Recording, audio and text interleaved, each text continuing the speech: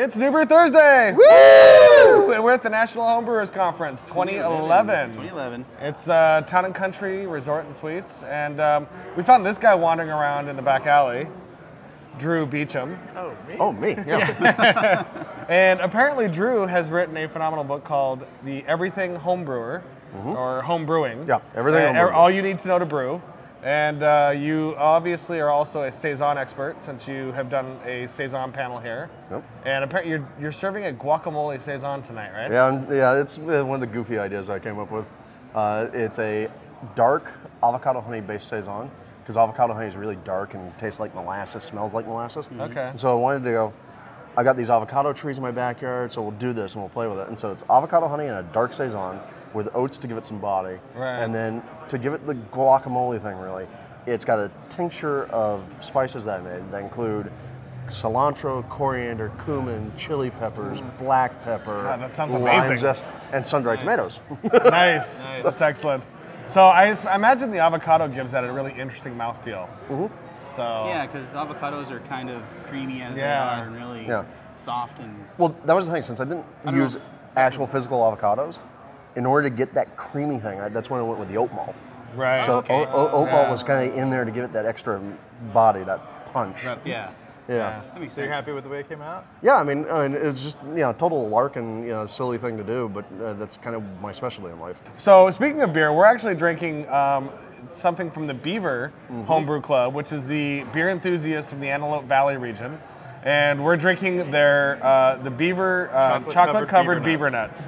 Yes. And And don't they taste awesome good in name. your mouth? They do. Chocolate covered beaver nuts always taste good in my mouth, but in a beer form, it's amazing. So you get a really nice Reese's peanut butter cup flavor off of this that just it works so well with this beer because it's not overpowering, like sticky or sweet or. Let's give it cheers. Yeah, let's give it cheers to Cheers. this. Cheers to Cheers. home brewing and.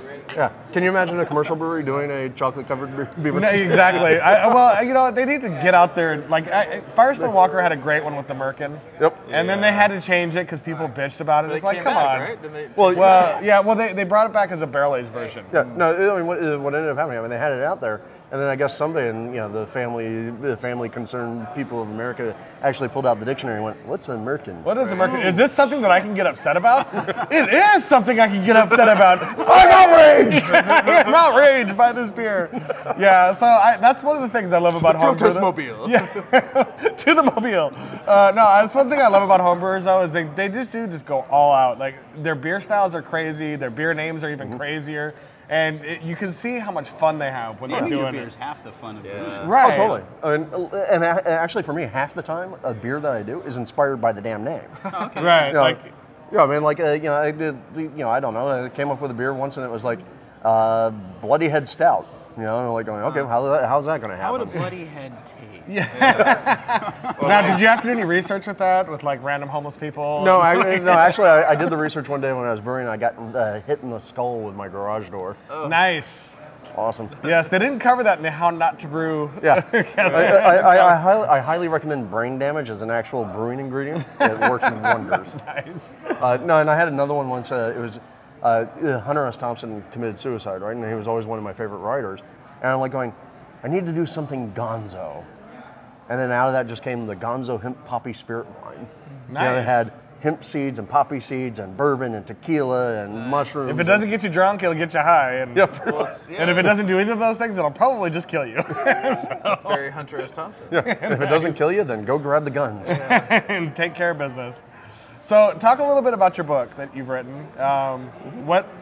Is it for the beginner home brewer? Is it for somebody that's a little bit more advanced? Well, I'll tell you, I mean, when the publisher asked me to write it, they told me, hey, we want a beginner's home brewing book. And I'm kind of like, okay, sure. It's three words: sanitize, sanitize, sanitize. Sanitize, temperature control. Right. But so they said, we want a beginner's home brewing book. I'm like, but it has to have 100 recipes. I'm like, wait, do I have 100 recipes? Am I allowed to steal recipes from other homebrewers? And that's an ambitious beginning home brewer. Yeah, exactly. Well, so Essentially 100 recipes to brew. Well, so I kind of sneaky bastard, so just actually went and said, okay, well here, great, there's the beginning part. By the way, beginners, this is where you finish. Everybody else, over here. Yeah. Beginners, you're done now. So But now your Saison talk today. It's Saison Saison for every season. Yep. Talk a little bit about what you talked about. I mean, obviously, don't do the whole panel again because you know. Are you sure? I got my notes. He's like, and page 1. So no, my whole thing was I love Saisons. It's like I have like 3 styles of beer that I keep on tap pretty much continuously: double IPA, mild, and Saison. If you can find some connecting thread through that, God bless you. You probably actually have a better hook on my psychology than I do. I can kind of see that though. That's something I might do myself. Like, it's 3 different styles that are And they kind of cover unique Yeah. areas. Right. And I just attribute it to the brain damage again. There you go. So, but I play around a lot with Saison, and I have forever. I've been doing them now for pretty much my whole brewing career. And I finally decided, well, let's do something real with this. And I got on the horn and I contacted Yeast and White Labs and East Coast Yeast Company and a couple of other people and said, bring me your Saison yeast and give them to me for free. And I will do something. Come to me, and Moses gathered the people, and they were gathered.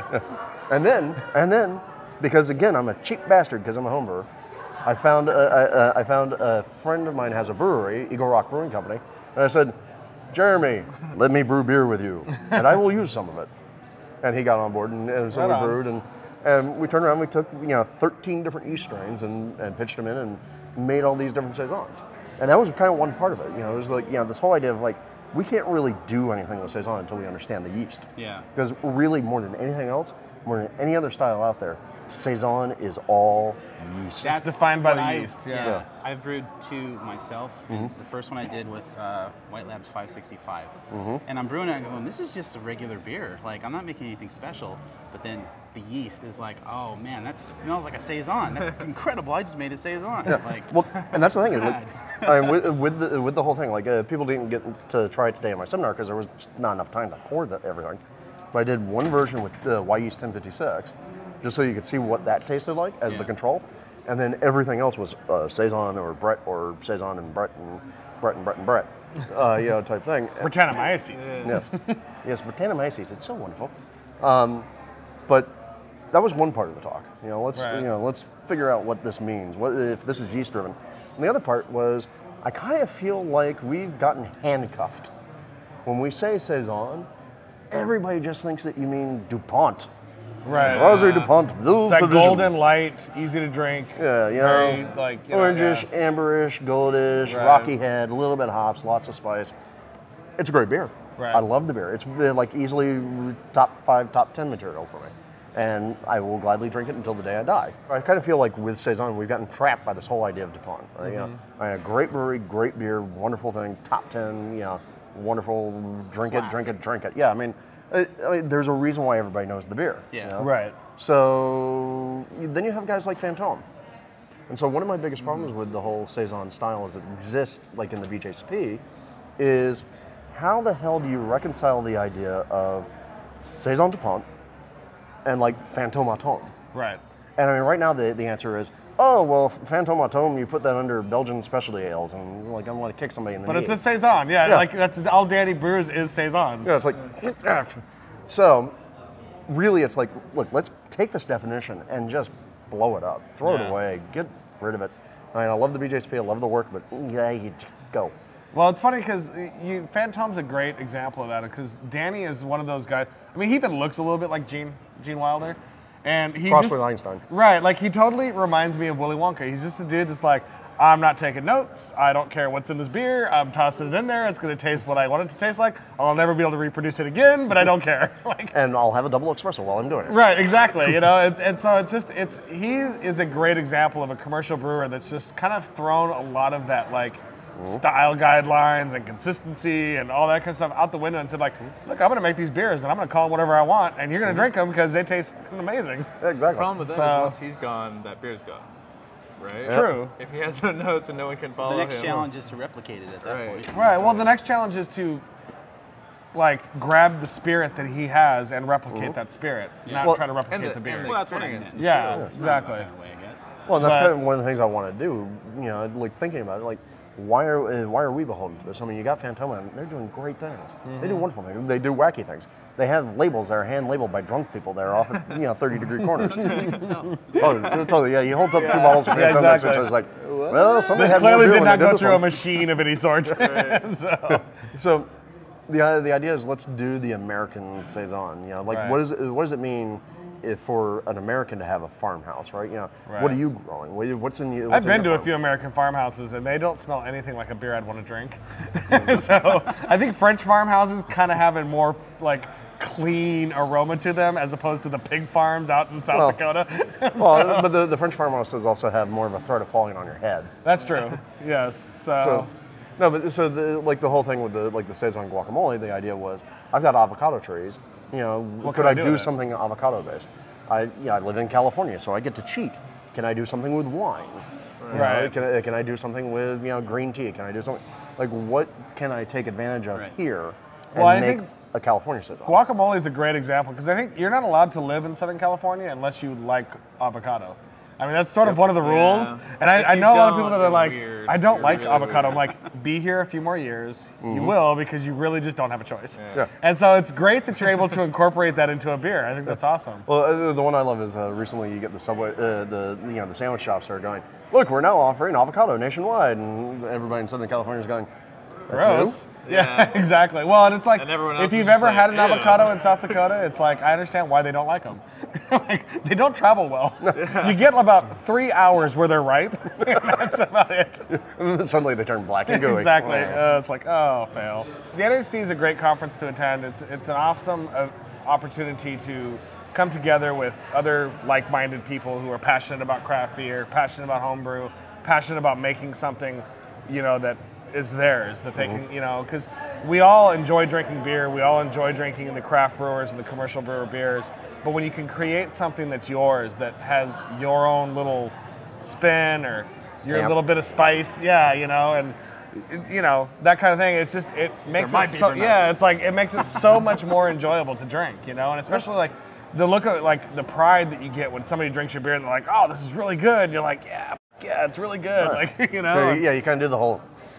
like, I made that beer. It's like, it's the scene from Castaway when he makes the fire. He's like, look what I have created. I made fire. I made fire. But, Well, no, I'm pretty certain actually in the whole grand historical scheme of things, it went fire and then beer. exactly. As soon as they can figure out how to boil the water, they were totally into making beer. I made beer. Last year was in Minneapolis, Minnesota, and that was kind of fail for me because I don't go to Minnesota if I don't have to. But now having it here in San Diego was awesome. It was great weather. It's a fantastic place to have this. I'm looking forward to the CBC being here next year. That's going to be amazing. Well, let me ask you, Yeah. can you think of very many other places in the world that would be better to have a beer event at? No, exactly. than San Diego? Yeah. Because it's like, and the location on this is perfect because, it's like, oh, I have an hour or two between seminars that I want to go to. Let's drive a mile down to Blind Lady Ale House, or let's drive a half a mile to Small Bar and get some beers and Toronto, San Diego. Wait, they're nicer here. So, nice. They won't yell at you if you bring a credit card. But no, I mean, totally. It's like, most of the time when we have these things, you end up like somewhere out in the suburbs. You got like little suburban stuff. I think I'm gonna go get lunch at the little chain Mexican restaurant across Taco the street. truck. Right. Exactly. But here, it's totally true. Like, it's very easy for you to just kind of jump in, go and grab a really good experience, and get back before your next seminar. Yeah. So awesome place. It's like to me, the only other place I can think of would be like Portland. Yeah. That'd be interesting for. Because then you could jump on the BART and head down to where you want to go and be done. And a lot of our audience are kind of getting into homebrew, and I think I hope that's due somewhat to our passion for it in the last couple of months, especially. What advice do you have for somebody who's just starting out? They're looking at buying a brew kettle, and they're like, "Oh, I will buy this kettle, and I will make beer from this kettle." Like, what's your advice to these people? Do it. No, but seriously, it's one of those things where there's so much kind of like, oh, I'm kind of worried to do this. Just do it. Just go and buy something. You can go and find for $120 yield basic brewing kit that includes everything you need, including your first set of ingredients. Maybe you buy a slightly bigger pot. You go and you buy a couple cases of bottles, or really, if you're doing it the smart way, you go buy a couple cases of beer. Get the enjoyment. Yeah. But brew drunk. No. That's my advice. It's usually wrong though. Yeah, opposite advice. Yeah, my advice is have a beer while drinking or while brewing. Yes, have a beer while drinking. Thank you, baby. Yeah. Have a beer while brewing. Don't overdo it because the next thing you know, that's how you end up with beaver nuts. Beaver nuts, yeah. And not in a good way like this is. Yeah. Like in a really bad like this tastes like beaver nuts. Yeah. Exactly. But yeah, I think my biggest thing is people need to know like your first few batches probably won't taste that great. Don't be discouraged. Just keep doing it. And sanitize. Yeah, it'll sanitize and temperature control. Right. We joked about that. We've joked about that, but that's really the case. The two biggest things you need to know as a homebrewer: sanitize and temperature control. Treat your yeast right, and everything else kind of falls in the way. I will say, like at least in my experience, my first batch was awesome. And I would say that about my first batch too. Well, my first batch sucked balls, and I hated it, and it was the worst thing I ever had put in my mouth. And because I brewed it and made a mess in my kitchen, my wife made me drink the entire freaking case. So and yet, here you still are. Yes, I lived through it. No, but I mean, like my first batch was awesome, and in large part it was awesome because it was like, I have made this. And it was the exact thing. I have made fire. I have made beer. I have made this. My second batch, my second batch is the stuff of the legends. Like it was so bad. People still weep openly over the second. Yeah. But that second batch was so bad. I still cannot actually I never even could soak beans in it, which is like the classic remedy for old bad homebrew. And even better, that second batch was the first batch of beer I brought to the Maltose Falcons. And even though it was so terrible, they still actually accepted me and then eventually later elected me president. Nice. I think that was just called desperation. Yeah, they're like, somebody's got to do this job, and clearly he can handle it. So. Clearly he doesn't mind the idea of not being good. Well, Drew, we really appreciate you taking time out of your schedule. I know you got a lot of stuff going on, and the women are flocking towards you and want your autograph and all that sort of stuff. Thanks for carving out a little time. For us, and we really appreciate it. And next year, if you're not at NHC, kind of fail. Get here, do it. Yeah. Come to the NHC. Yeah, if you don't do it, fun. I can't talk to you. So until next time, stay safe and drink beer. Cheers. Cheers.